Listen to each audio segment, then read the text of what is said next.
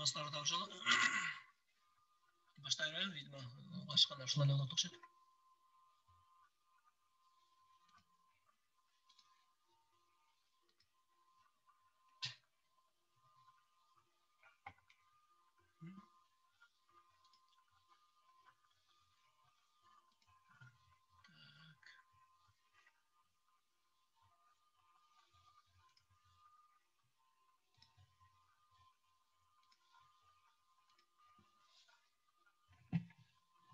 Biz buradan sağlıklarda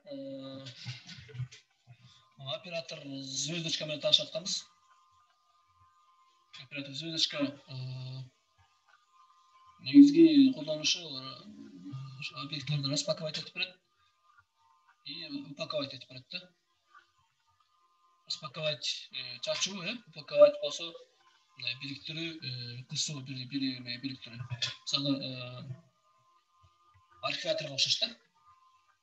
Если образно айтсак, мисалы көп файлдарды бир архивге кысып койсок болот го.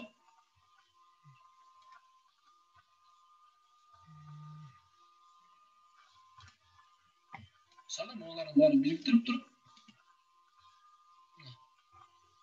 gtzip же болсо WinRAR деген архиваторлор бар. Ошолорду распаковать, чачса болот. Же болсо архив кылып бир файлды бириктирсе болот да, кысып туруп. Мисалы мен zip кылып кысып атам. Окей кылсам. Көрдүңөрбү? Бир файл. İçine açsa 3 файл да. Этого уже анау калды. Bir файлга бириктирилди. Packing болду да, аныча айтканда. Ал эми муну чачсак, извлечь кылып. Уже unpacking болду, то есть распаковка болду. Уш сакты иштейт, ал эмеси. Оператор звездочкабыз. Мына бул жерде карасаңыздар 3 мындай переменный турат. Аны биз мындай эмеге списокко мечип атабыз. Давайте мен бул жерде синтека өчүрүп түнөштүп эмесин алам.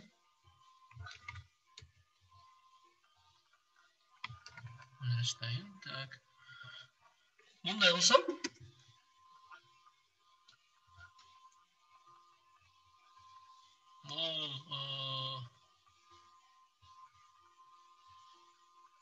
звездочка оператор звездочканын жардамы менен муну калганынын баары биринчисине A5 кетет, B7 туура келет. Калганынын баарын могу жерде 4 значенияны список кылып туруп, аны C'ге менчиктеп коет. Могу жерде C'ге. C'нин маанысын көрсөк, мына көрдүңөрбү? 4 эмне болот? 4 элементтүү список болуп калды. Списокканы каяктан билесиз? Мына квадратный скобка алынып турат, элементтери. Соответственно, аныкы мисалы 5, аныкы болсо 7.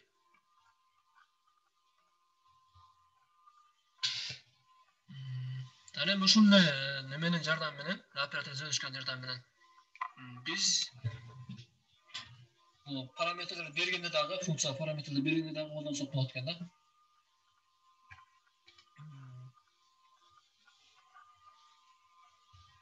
Так.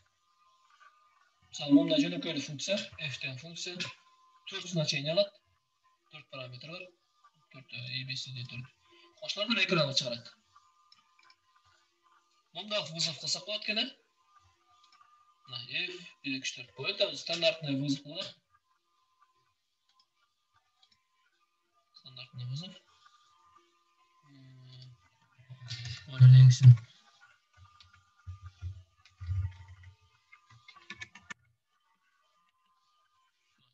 2-4. Ар позициясы онча кетти. 1 болсо Эге кетти, B болсо B2 болсо B'ге кетти, 3 болсо C'ге кетти, 4 болсо D'ге кетти бул параметрлерди. Ошону соответственно экранга чыгарып берди. Эми биз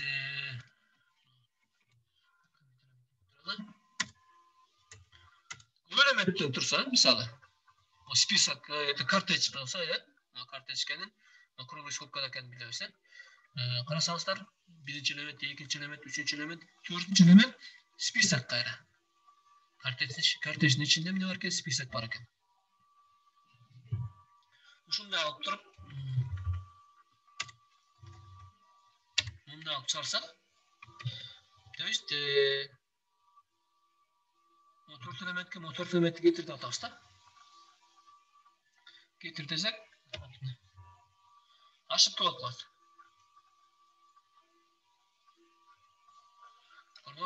Missing required требуется, да? Требуется позиционные аргументы B, C, D дейді. Positional arguments. Төрт позиционный аргумент керек болады бізге. А біз болса бірле переменный, бірле значение беріп қойдық, да? Бірле карточка беріп қойдық. Ал карточкабыз чачылған жоқ. Көп элементтен турса да эле, бирок чачылған жоқ, да? Ошого байланыштуу дагы үчөө бар, алар карточкалардын значениеси киргизбейсиңби деп сурап калды. Ушундай течине карточкалардын значениясын чачыш үчүн кайра эле сөзүчкө белгисин колдонобуз дагы операторун чачсак. Сантысыны эмне болуп калды? Hello, эге кетти, B is true, C is 45, төртүнчү элементи D is болсо, мындай список экен. Ичиндегилерди топпойгон да кайра. Айтканбыз, функция иштеп бүткөндөн кийин анын ичиндеги переменный баары удаление болот деп. Ушул жакта удаление болуп кетти да бул. Тааныбай калды. Ал эми аны деп десек, хабыз дагы карточ. Так, аны дагы улантабыз.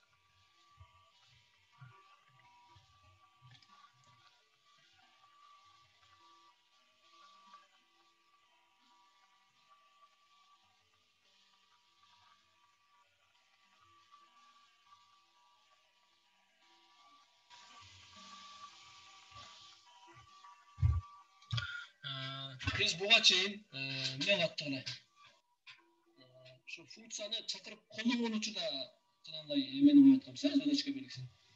А бирок функцияны описать этип атканда колдонсок кандай болот экен анда?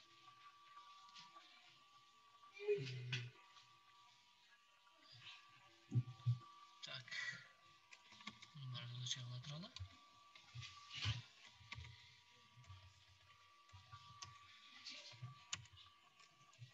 Так, вот def функция. Далее f звездочка.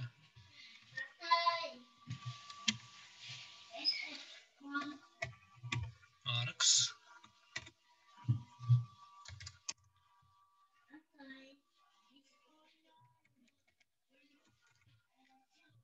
Print A. Десек. То есть arcs кылабыз, модуль arcs деп кетет пе?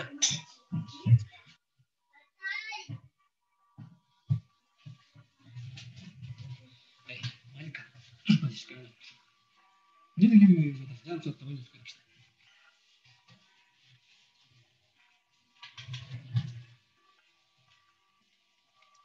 Так, эми функция ошол функцияны кантип колдонгонун көрөбүз да.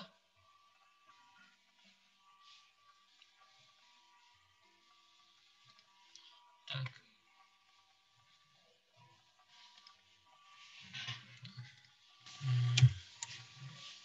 Көрдүк, звездочка белгиси менен параметрлер берген кандай болот экен эми? Ошол функцияны чакырууда биз каалагандай параметр бере берсек болот да. Себеби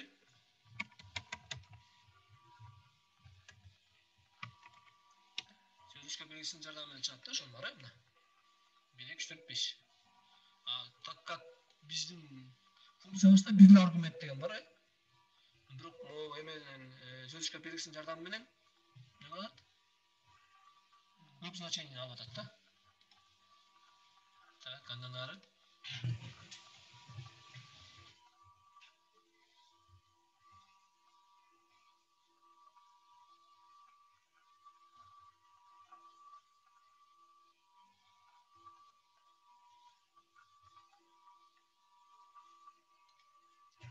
Ondan keyin ошондой эме кылып аткан учурда, мындай жөнөшкө менен аркс деп берип аткан учурда болот экен.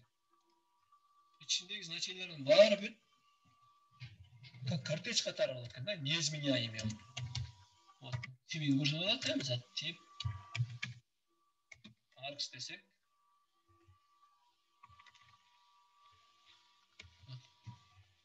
Көрүңүздөр мына. Мына круглый скобкада чыгат. Значит, бул баары эмне? Картеч. Неизменяемый список, өзгөрүлбөгөн список да, неизменяемый. А тип болсо мына tuple. Tuple это картеч. Так.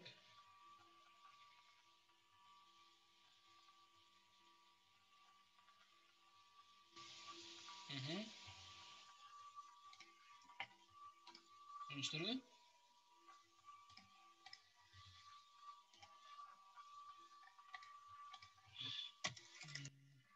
Ошондой функцияны эки параметрге чакырсак болот экен, даже без параметр чакырсак болот экен. Мына. Биринчисинде 5 элемент, 5 элемент чакырган учурда баары тең эмне болуп кетти? Картеч болуп түшүп экранга чыгарды. Экинчисинде 2 элементтүү, тоже 2 элементтүү картеч. Тиби да картеч мына. Үчүнчүсүндө болсо пустой картеч. Пустой картеч. Тиби да картеч мына. То есть могу звездочка менен аркс деп колдонгон учурда функциянын ичине эмне болуп кирет экен мунун баары?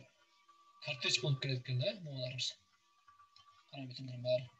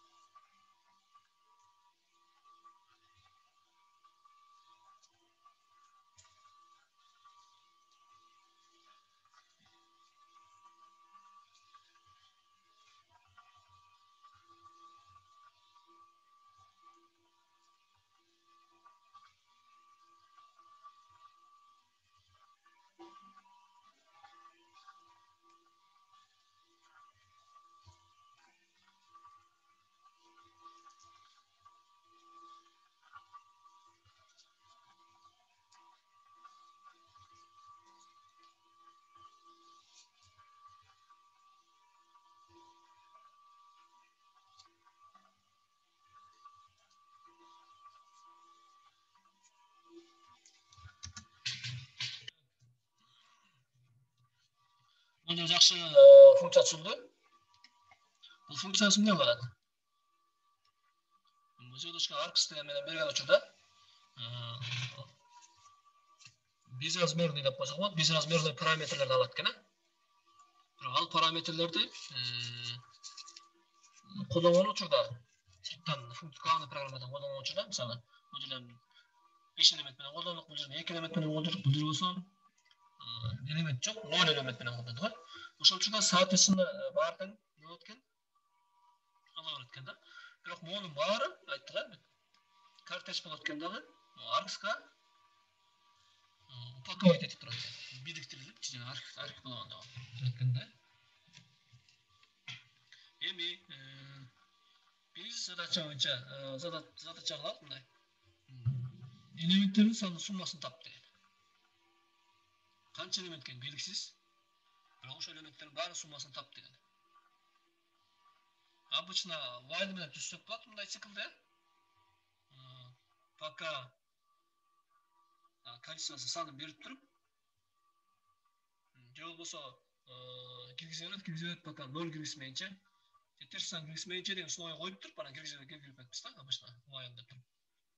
Бирок муну жөнөкөй эле Python'da da yazıp koysa olur eкен, funksiyonlardan biri. Обычно 0'den summаны 0'dan başlatıp alabız. Sıkılıştırabız, pробежка басып чыгып, ошо эмени баштан аянат. in arcs. Bunday alsak, ошол биз жана бул параметрлер берет эмес, ошол параметрлер баары боюнча картечный элементтер боюнча жалпы цикл иштеп берет экен. Бул жерде болсо же болсо муну башкача антайбыз керек. S барабар S плюс I.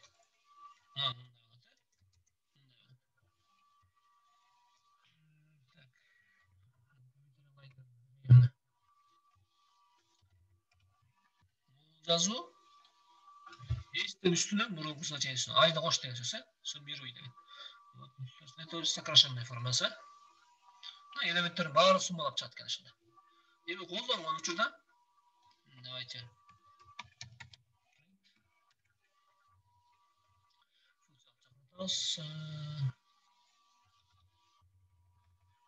biz 100 kılabız. Neyse, 40 kılabız.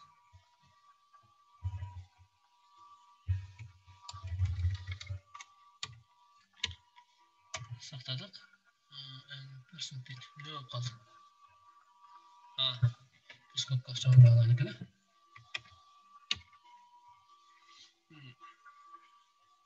Так, noun deydi. Nega noun bo'lib qoldi? Biz возврат qilmay turibsizmi? Ko'rdingizmi? Noun degani bu funksiyani print deb turib ekranga chiqaryapmizmi? Bu funksiya ne qildi? Bu ishlaydigan funksiya. Shuni javobni ekranga chiqar desak, noun deydi. То есть ничего нету deb turibdi. Пустое значение. Себеби biz funksiyani жыйынтык бергенде жазбай калып турабыз. Жыйынтык бериш керек. Эмнени эсте бериш керек да. Себеби бул жерде эске чогулат да сумманын баары. Вот. 159 дейт. Давайте почитаем.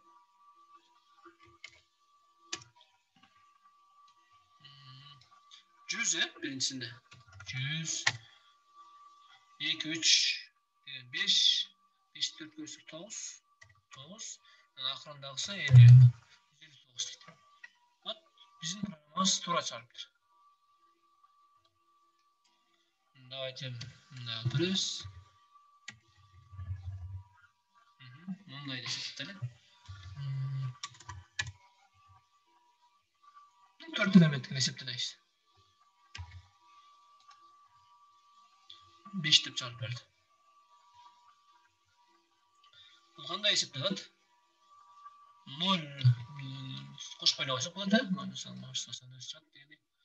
Так, минус 2 плюс 3 плюс 4 на 5 çıktı.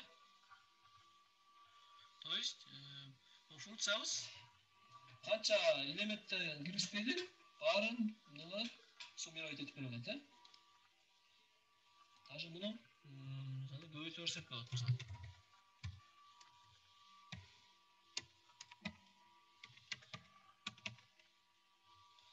Misol. Mana buni eslatib qo'ydi. O'shani qanday mo'ni barini qanday hisoblatadi? Mo'ni barini kartej qiladi ekan. Ani barini kartej qilib turib, bu arksga girish bo'ladi ekan. Kakar. O'shanda biz bilamiz, nima bo'yicha arksning elementlari, kartejning elementlari bo'yicha sikl ishtirsak bo'ladi. Как раз таки mana o'sha bu sikl for in arcs deydi. I degan element o'sha arcsning har biridan olib chiqadi. Har biridan chiqadi. Birinchisinde 0 bo'ladi, ikkinchisinde 2 bo'ladi, minus 2. 3 bo'ladi, uchinchisinde 4 bo'ladi, и так далее. Bu narsa esa jiyintiq turadi. O'sha funksiyani bunday jiyintiq bersin degan ekranga chiqarib turamiz. Return step. Так.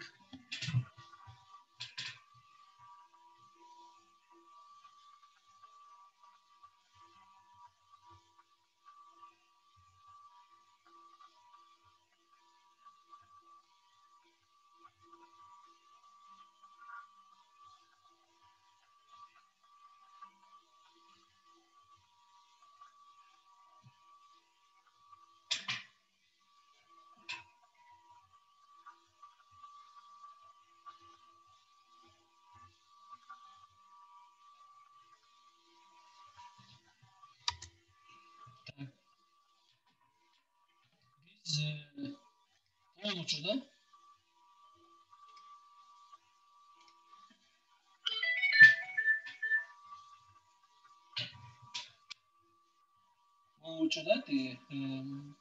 funksiya usta. Belirlen onda parametrin bari kırteç bulundu. İyi bu neyminonlayı parametrede kod pozisyonlayı parametreler. Neyminonlayı pozisyonlayı parametr. Pozisyonlayı degenimiz jana görsöttük. Mevcut kayda görsöttük. House 5'ke baradi.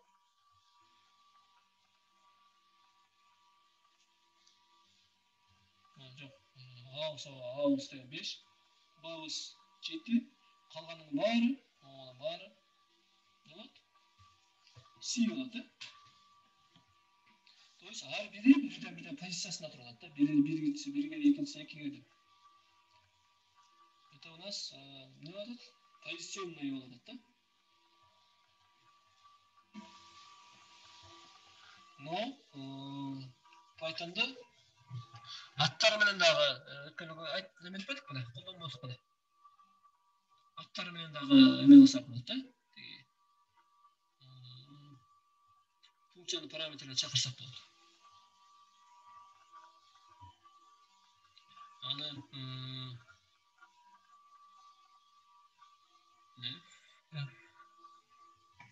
давайте bir жолу эске салып коелу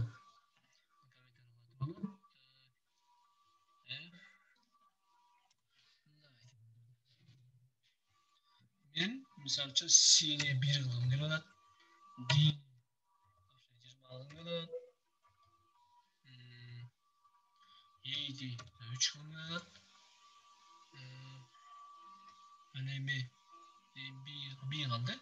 B'ни болсо 4 кылгым келип атат. Болжол иштейт да ошондо азыр. Көрүңүзбүрбү? Кандай иштеп атат? Мына E дегенибиз биринчи чыкты. B деген экинчи чыкты. C деген үчүнчү чыкты. D болсо төртүнчү чыкты. Бул азыр колдонгонубуз, мындай колдонгонубуз. Именованный деп атап коебуз. Именованный параметр. Себеби бул параметрлердин аттары бар да. A, B, C, D деген аттар бар. Mo биз функцияны кандай описание кылдык бул башында. Ошондой түрдө чыгат да бизге. Биз бул жерде аралаштырып ийдик эле.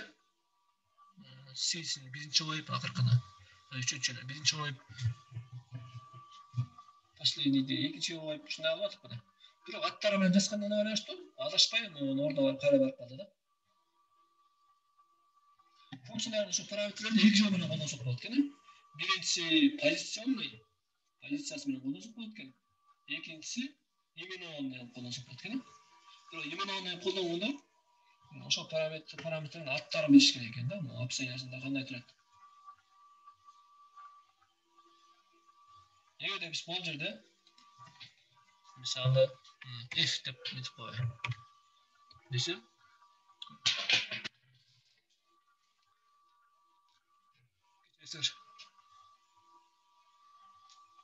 ошибка болуп калды.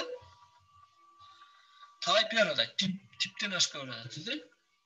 Функция F got unexpected keywords argument дейт. То есть F'тен аргумент камтыбайт дейт ичине.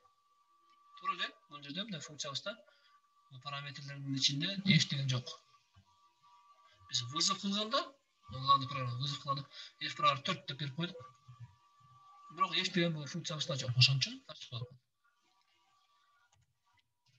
Бул сыяктуу колдонгонубуз именованный болот экен аты менен. Аны могу сыяктуу колдонгонубуз позиционный болот экен. Биринчи барышында, экинчи барышында, үчүнчү барышында дегендир.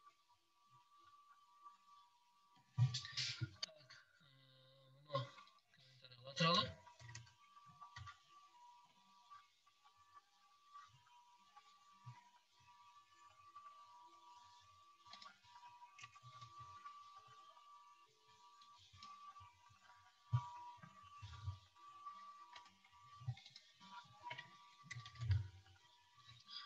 Так, эми ошол именованный параметрлер кантип колдонсок болот экен? Звездочканы жыртам менен. Анча эки звездочка колдонуп атканбыз. Эки звездочка. Анан quarks деп кетет экенбиз да мында. Так. Мен ушуну өчүргүм келбей жатты бул жерден.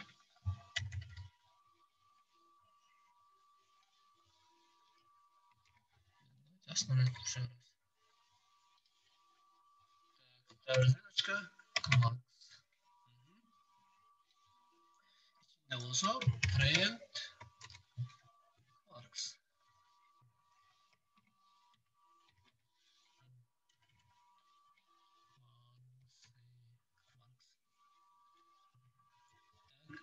Bu kullandı. Was of class. Funksiyon adını yazarsa f dan parametrelerini yazarız. Parametrelerin imenovanный operatörse. Так, давайте mesela 5 kaldı. Bunu давайте 0 aldık dedim. Seni mesela için altına koydum.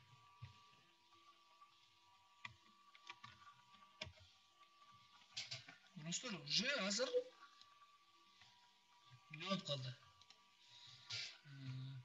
Yani pozisyonunu yo'latgandachi, unda degan nima yo'latmadi ularga? Tapılı, kortej yo'latmadi ular. Sebebi kortejleri elementleri numara yutsa, numaralar var emas bular. Ondan boshlanadi. Ana men bu hozirgi uchurda nima bo'libdi? Slovar bo'lib qoldi, slovar. Slovarkani qanday bilamiz? Bu figurni skopkadan bilamiz.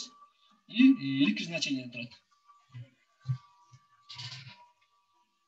Ключ, значение, ключ, значение. Shuni bilasan?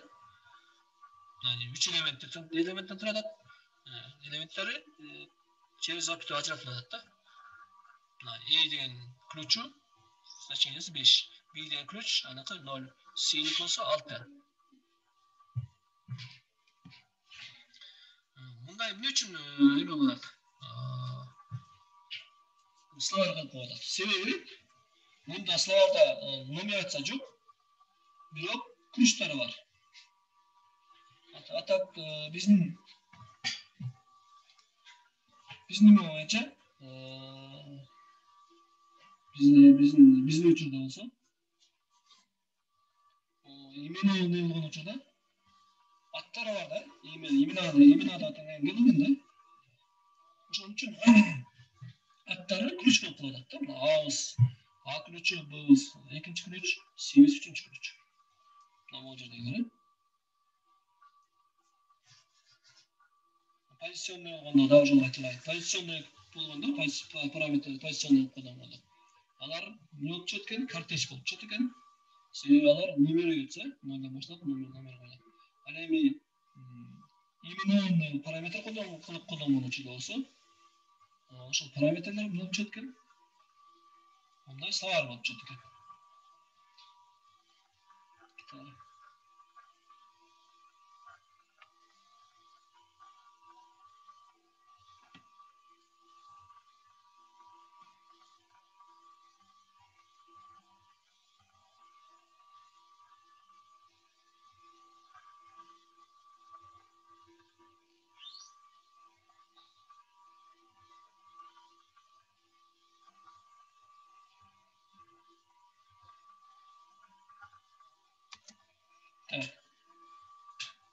Hozir bunda bo'lsa nima deyishadi bizga? Sikl uyushtirib turib, o'sha elementlarning значениесini o'sha chiqarib beradi. Ключlar bilan o'sha. Ключ, значение chiqarib beradi. Давайте tekshirib ko'ramiz shuni. Print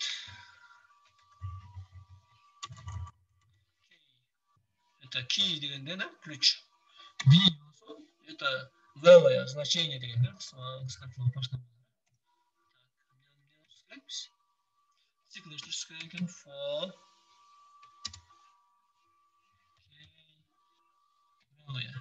iki значение bilan qaysi o'rinda ichida? In works items.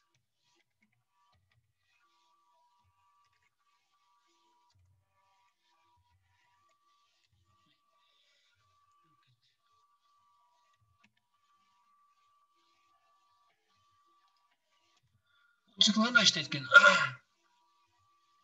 K это ключ, V это value, значение. Bu циклda parametrlar ekan. Ama quartz bo'lsa, как раз такие словарda. Словарdan elementlerini deydi, items degan elementler. Elementlerin içinde цикллashtirdik. Anlam ne yapacağız? Ekrana çarpı yapacağız. Давайте. Bu значениялар бар, шаны чартып көрөлү. Аныкы 5, buniki 0, seniki 0, seniki 6. Böyle biz bergendegidey çarp beradi. Şuna birinci ABC degenler ключ ekan, 5 0 6 degenler значениясы ekan.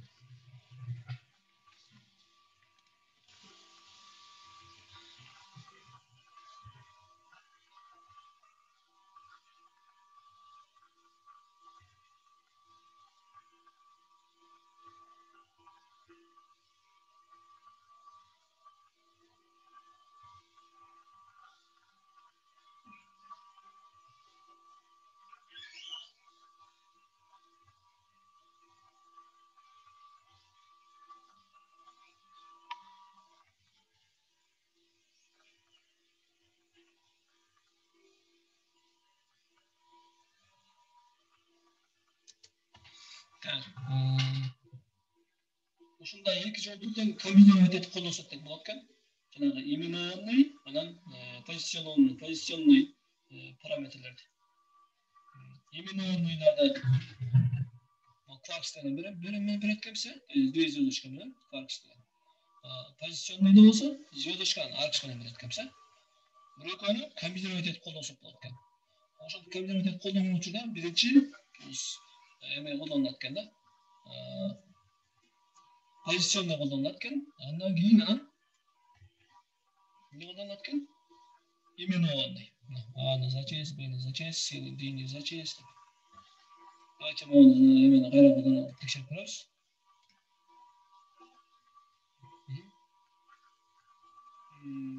Так. Print. Bu окшош,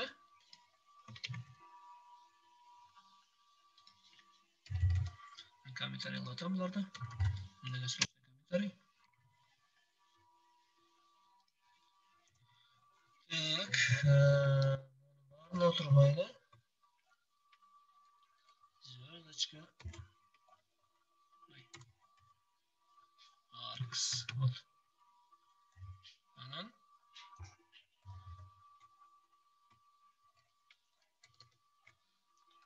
Quarks. Так. Позиционный аргументler чарам. Birinchi arcs. Потом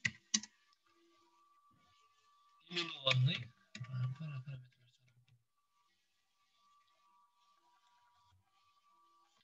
Колдонгон учурда мына колдонот экенбиз.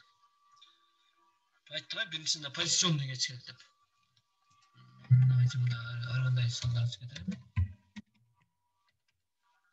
Yemin kayra yemin olanlar. Anıka salçın. Misal bir misal için çıkmış sevgi istendi. Siniki cüz istendi. Kuruslara bu fonksiyon usta. Мына карасак эки значение алат деп турат. Аркс менен кваркс деген. Бирок могу башында турган звездочкалар менен жана айткандай көбөйүп кетет. Могустун баары бир список болот. Могу ачайын список болот. Калганын баары могулар карты слар болот экен. Давайте. Mına qarasаңыздар. Списоктер картача. Onun var kartaç buldu. Krugoskop alın. 89'ga çekiniz. Knapkat neler? Pozisyonlu parametreler bunlar. Numarlar da. 0, 1, 2, 3'e 0'dan başladı. Hani kalganlar olsa yemin olan ne oldukta bunlar Slavarga bolup kaldı. Ama Slavar, bunlar Slavar. Elementleri. Это ключ, A деген B деген de ключ, C деген de ключ. Hani ama числолар olsa это значение.